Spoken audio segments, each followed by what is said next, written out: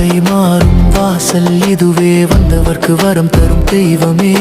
ராஜகோபுரம் உயர்ந்து நிற்க, வேல்கள் இருபுறம் காவல் காக்க, தமிழ் மக்களின் தெய்வ மையம் சுப்பிரமணியன் அருளாலயம்.